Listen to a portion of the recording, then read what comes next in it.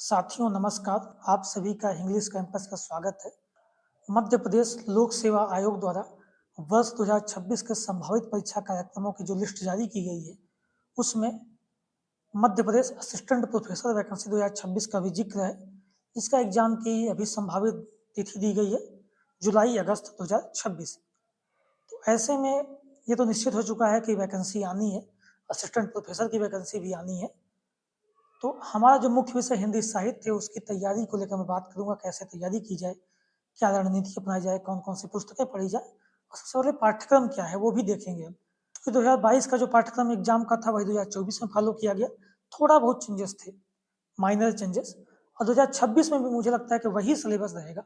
हल्का फुल्का चेंज भले किया जाए, लगभग वही सारा सिलेबस आपका रहना है। तो उसी सिलेबस के आधार पर अभी हम बात करेंगे कि क्या क्या पढ़ाई हो, क्या किया जाए। चूंकि बैक टू बैक वैकेंसी लगातार आ रही है, सर सिलेबस और पैटर्न चेंज होना बहुत संभव दिखता नहीं है। तो सेम पैटर्न होगा, सेम सिलेबस होगा, उसी के अनुसार हम पहले सिलेबस देखेंगे, फिर आपको हर यूनिट के हिसाब से पुस्तकें बताएंगे, कौन कौन से पुस्तकें पढ़नी चाहिए, जहाँ से आपका सारा सिलेबस कवर हो सके, आपको अतिरिक्त कुछ ना पढ़ना पड़े। उसके हिसाब से हम सारी पुस्तकें आपके जिक्र करेंगे कि ये पुस्तक आपके लिए अनिवार्य है, इसको कहाँ से पढ़ा जाए, कहाँ से कवर किया जाए, सब कुछ आपकी बात करेंगे। पैटर्न आप जानते ही हैं कि आपका 200 क्वेश्चन टोटल आता है, उसमें 150 क्वेश्चन आपके मुख्य विषय से रहते हैं, जो आपका विषय है। 50 प्रश्न आपके मध्य प्रदेश के जीएस से रहते हैं। तो उसके हिसाब से हम अपने जो मुख्य विषय है हिंदी साहित्य, उसके 150 क्वेश्चनों का जो पूरा सिलेबस है उसके लिए बात करेंगे, ठीक है। तो आइए सबसे पहले हम सिलेबस देखें। तो ये हमारा सिलेबस है, द्वितीय प्रश्न पत्र हिंदी पाठ्यक्रम। इसमें हम देखेंगे इकाई 1 में है हिंदी भाषा उद्भव विकास और स्वरूप। इसमें हिंदी भाषा का उद्भव और अभ्रंश के क्षेत्रीय रूप, हिंदी की प्रमुख बोलियां, उपबोलियां, अवधी, ब्रज, बघेली, मालवी, बुंदेली, इनका परिचय, क्षेत्र साहित्य के उदान, खड़ी बोली का साहित्यिक स्वरूप, सरस्वती थाना साहित्यिक पत्रिकाओं की भूमिका, हिंदी के प्रचारक साहित्य के संस्थाओं की भूमिका, स्वतंत्रता आंदोलन में हिंदी की भूमिका, देवनागरी लिपि, इसकी वैज्ञानिकता, लिपि की प्रमुख विशेषताएं, ये यूनिट 1 में है। यूनिट 2 देखेंगे, इसमें भी हिंदी भाषा के विविध रूप है, हिंदी का मानकीकरण, मानक हिंदी के विविध रूप, हिंदी भाषा के विविध रूप, संपर्क भाषा, माध्यम भाषा, राजभाषा, राष्ट्रभाषा, हिंदी की संवैधानिक स्थिति एवं हिंदी का वर्तमान परिदृश्य, हिंदी में कंप्यूटर का अनुप्रयोग, ठीक। ये इकाई 1 और इकाई 2 हिंदी भाषा और देवनागरी लिपि और हिंदी की भाषा के विविध रूप इसमें दिया गया है, ठीक। हम पहले सिलेबस देख रहे हैं, पूरा 10 यूनिट सिलेबस देख लेंगे, उसके बाद हम अलग अलग यूनिट वाइज बुक की बात करेंगे। हमने लिस्ट बना रखी है, उसमें हम आपको पुस्तकों को बताएंगे कौन कौन सी पुस्तकें आपके लिए उपयोगी है किस यूनिट के हिसाब से, ठीक। इन दोनों यूनिट से हम अगर देखें तो लगभग 20 के आसपास प्रश्न पूछा जाता है। उसके 150 प्रश्न आने हैं, आपके 10 यूनिट है अलग अलग। तो किसी से 10-12, किसी से मतलब 15, ऐसे करके पूछा जाता है। तो दोनों यूनिट हम मान के चलते हैं इसमें से।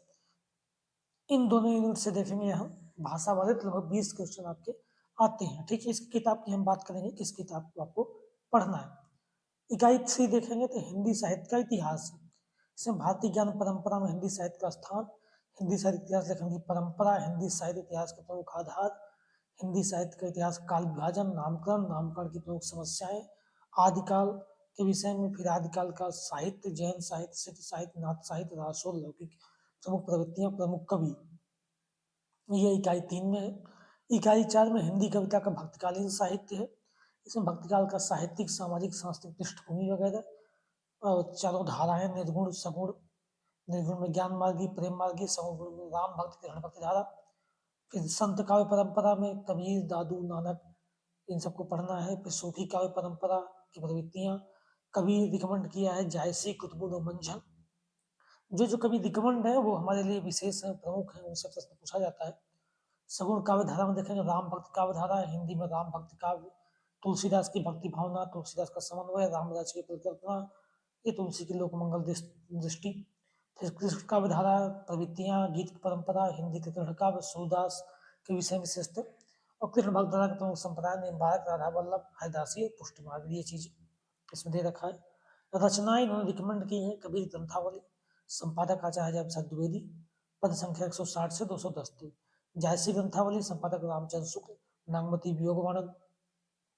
गोस्वामी तुलसीदास का रामचरितमानस का बालकांड, ये दोहा 1 से 15 तक है। इसमें इन्होंने भी देखा है गुरु वंदना, संत वंदना, जीव वंदना, ये चीजें आप देख लेना एक बार।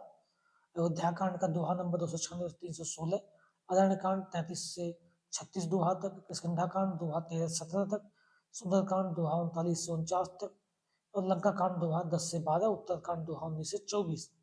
ये रिकमेंड किया है। सूरदास का भ्रमर गीत सार आचार्य शुक्ल द्वारा संपादित की हुई, पद संख्या 20 से लेकर 70 तक, ये भी आपको पढ़ना है। ये सारी रिकमेंडेशन थी। फिर आप इकाई 5 में देखेंगे हिंदी कविता का रीतकालीन साहित्य। तो यहाँ विशेषतः रीतकाल को हमको रीतकाल की पृष्ठभूमि देखना है, प्रवृत्तियाँ, परिस्थितियाँ, रीतिबद्ध, रीत सिद्ध, रीति मुक्त धाराएं देखनी है। इसमें देखेंगे रीतिबद्ध में केशव, चिंतामणि, पद्माकर, सेनापति, ये 4 कवि रिकमेंड है। रीत सिद्ध में बिहारी और रीत मुक्त में घरानंद, बालम, बोधा ठाकुर, भूषण, राष्ट्रीय चेतना के में ये रिकमेंडेशन की है इन्होंने। रचनाएं रिकमेंड की है केशव की रामचंद्रिका, अंग रावण संवाद से, इससे प्रश्न पूछा भी गया है पिछले एग्जाम्स में, 22 में भी है, 24 में भी।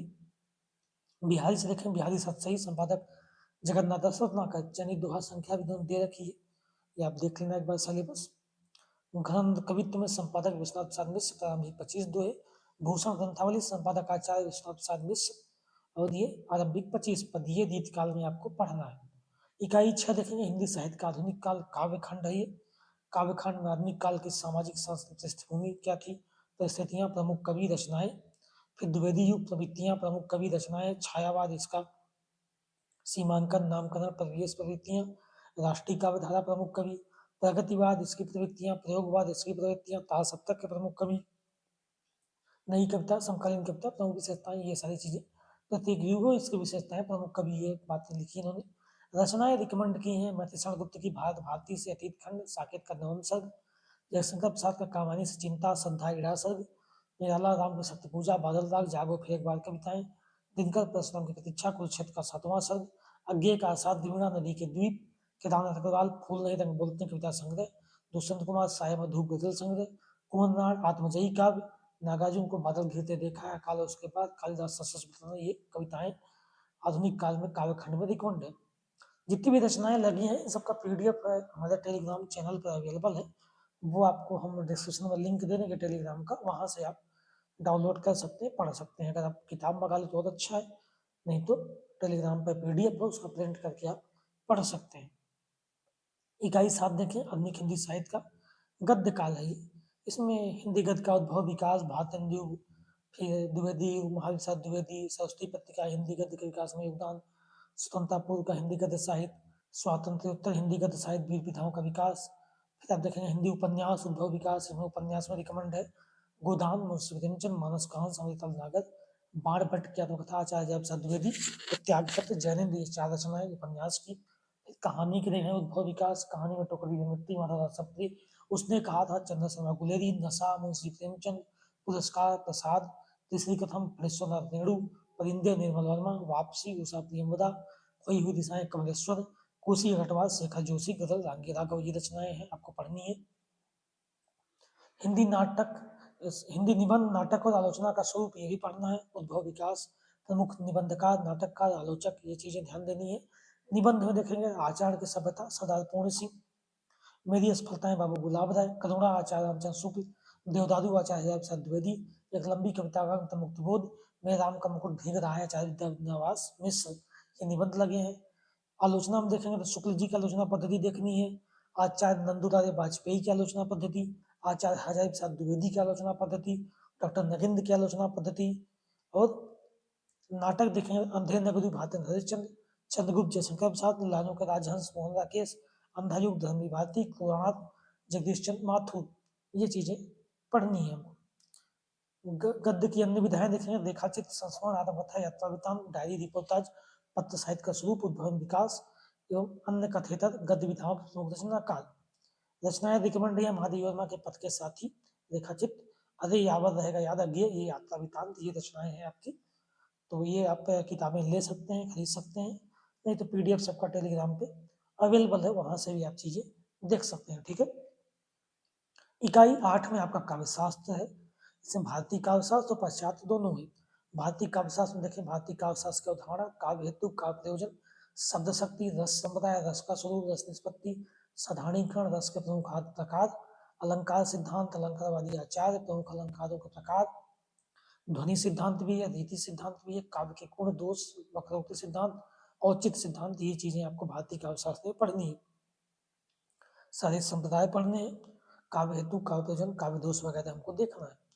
पाश्चात्य काव्य सिद्धांत में देखेंगे तो प्लेटो है, प्लेटो का काव्य सिद्धांत, अरस्तु का अनुकरण और विवेचन सिद्धांत, लॉन्जेनस का उदात्त, विलियम वर्ड्सवर्थ का काव्य भाषा, कॉलेज का कल्पना, टी.एस. इलियट का परंपरा का सिद्धांत और निर्व्यक्तिता का सिद्धांत, ये 5-6 आलोचक काव्यशास्त्री रिकमेंड किया इन्होंने।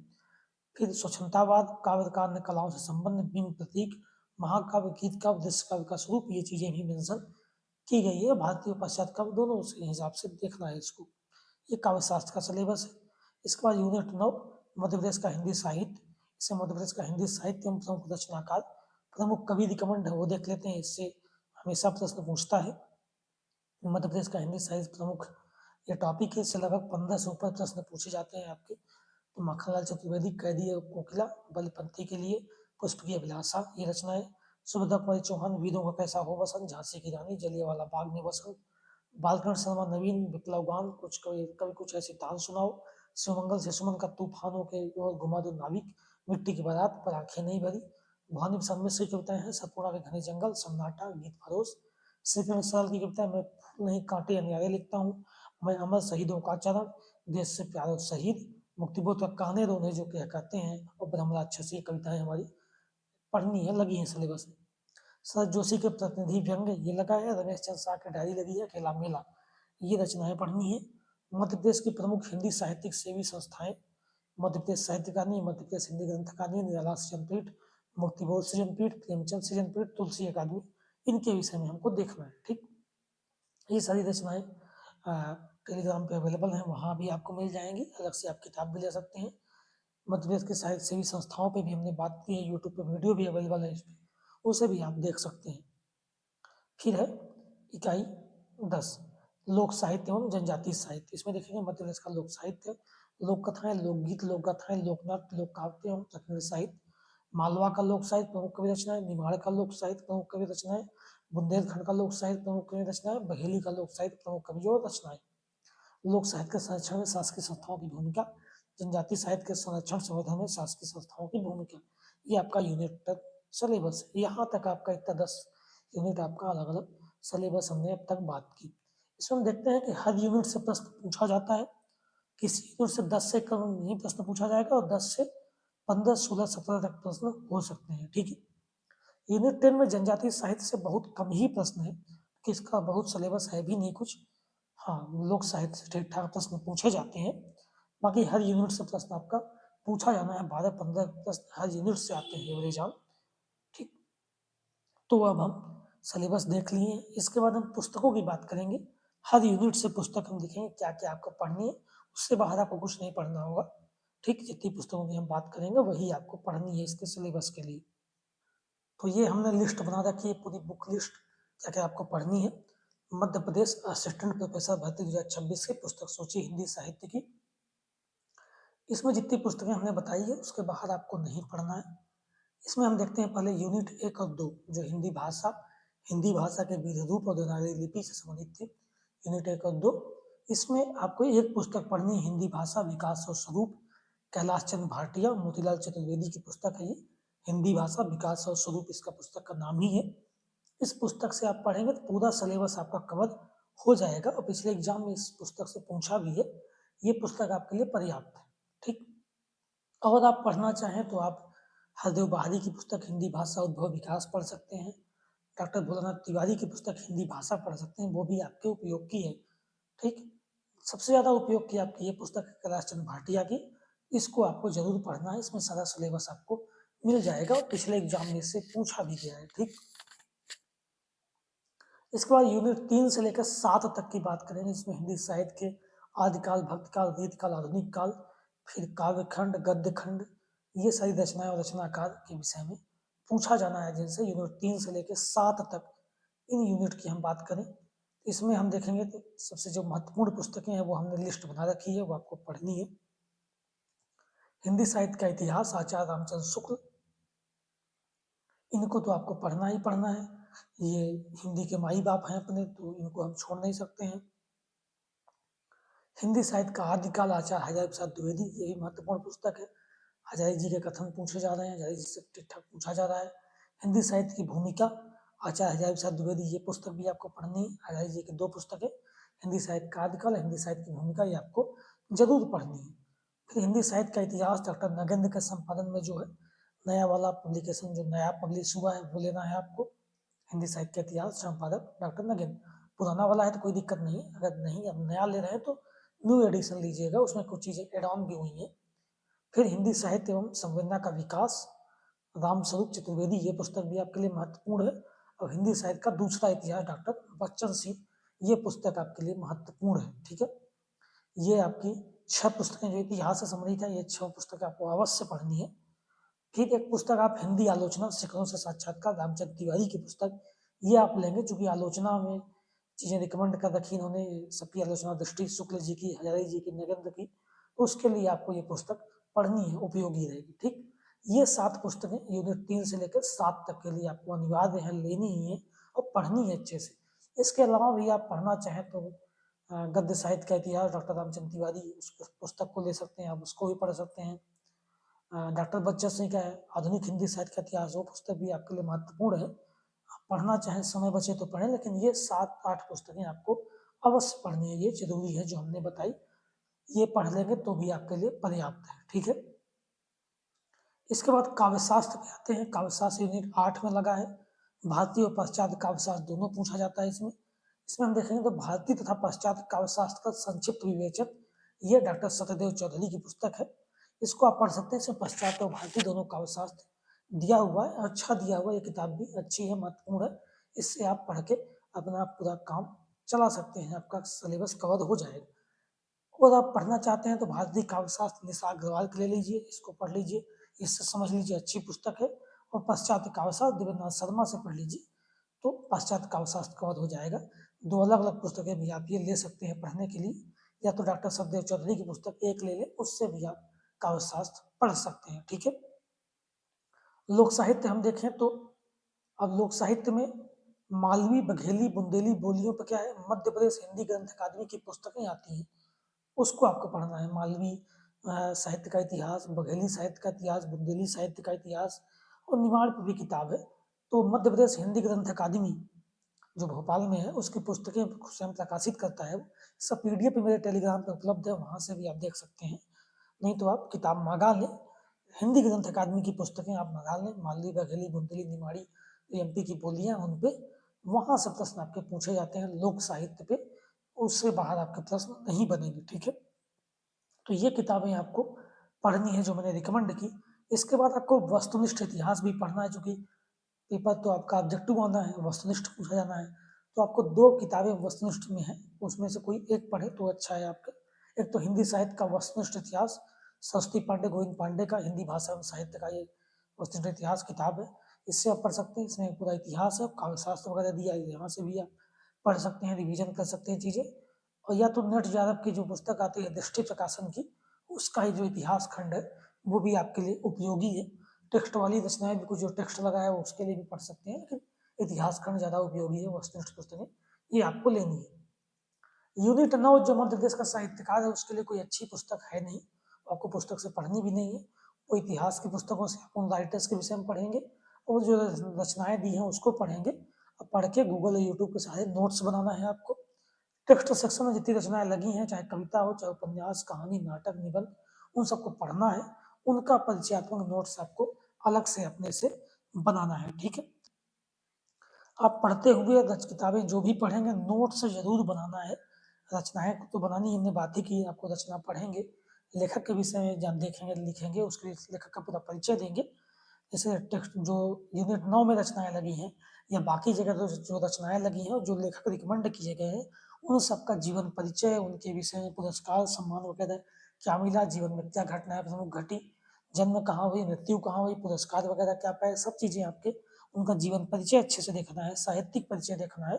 और उनकी जो रचनाएं रिकमेंड की गई हैं, लगी हैं पढ़ने को, उनके विषय में हमको विस्तार से देखना है। ठीक है, ये पढ़ के हमको नोट्स बनाना जरूर बनाना है, और नोट्स बाद में बार बार रिवीजन भी करना है। ये एमपी के साहित्यकारों की और बाकी जो टेक्स्ट संरचनाएं लगी हैं उसके लिए हमको करना है और नोट्स बाकायदे बना के रखने हैं। बाकी हमने किताबें बात कर ही ली, फर्स्ट नोट्स किताब बात कर ली, बाकी लोक साहित्य पे जो मैंने किताब की उससे बाहर आपको नहीं जाना है। काव्य शास्त्र की हमने किताबें बात की, उसको बाहर भी आपको किताब नहीं देखनी है कुछ। और यूनिट 3 से लेकर 7 तक की जो हमने अलग अलग किताबें 7 किताबें बात की हैं, ये आपके लिए पर्याप्त है। इसके बाद आपको कुछ नहीं पढ़ना पड़ेगा, ये 7 किताबें आप पढ़ लीजिए बस। और हिंदी भाषा और हिंदी भाषा के भी रूप देवनागरी लिपि यूनिट 1 और 2 के लिए आपकी किताब कैलाश चंद्र भाटिया की, ये बहुत महत्वपूर्ण पुस्तक है। इसके अलावा आप लेना चाहें तो हमने हरदेव बहारी और बुधनाथ तिवारी की पुस्तक की बात की है, उसे भी आप देख सकते हैं। ठीक है, तो ये आपकी किताबों की लिस्ट है, इसके बाहर आपको कुछ ज़्यादा नहीं पढ़ना है।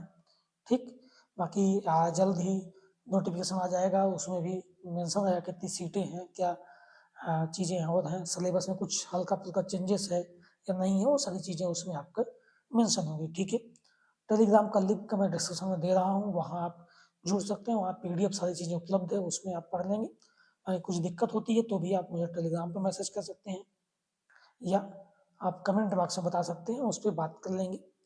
तैयारी की रणनीति थोड़ा बहुत अलग से भी बातें हम कर सकते हैं, क्या क्या कैसे कैसे पढ़ना है, इंपॉर्टेंट टॉपिक्स वगैरह क्या है, वो हम बाद में अलग से बातें करेंगे। ये सिलेबस देख लिया हमने, पुस्तक सूची देख ली, ये आप अभी देख लें, ये आपके लिए महत्वपूर्ण जानकारी है।